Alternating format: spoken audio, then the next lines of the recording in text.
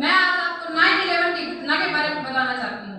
9/11 का मेरे लिए मतलब नरेंद्र है तो पूरे भारत देश के लिए उसका अर्थ नरेंद्र होना चाहिए। नरेंद्र दत्त, जिन्हें हम स्वामी विवेकानंद के नाम से जानते हैं, उन्होंने हमारी संस्कृति का शिकागो सम्मेलन में बहुत बड़ा नाम कमाया। यह दिन हमें शिकागो सम्मेलन के लिए याद करना चाहिए। हमें यह दिन शांतिवाद के लिए याद करना चाहिए, न कि आतंकवाद के लिए याद करना चाहिए। हमें यह दिन सामंतवाद के लिए याद करना चाहिए। तारीख 11 अप्रैल 1893, स्थान शिकागो, अमेरिका का घनी आबादी वाला शहर, जहां पर भारतीय हमारे स्वामी विवेकानंद जी भाषण देने के लिए गए थे।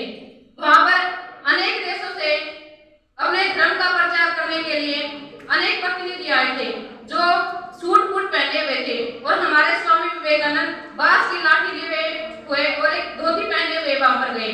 जो पश्चिमी सभ्यता के देश थे, वह हमारे स्वामी विवेकानंद को देखकर हजारों सैकड़ों लोगों के सामने बेइज्जती कर रहे थे। उन्हें क्या कि भारत क्या अपनी संस्कृति का ये सौगान करेगा कि भारत तो एक सपेरों का देश है।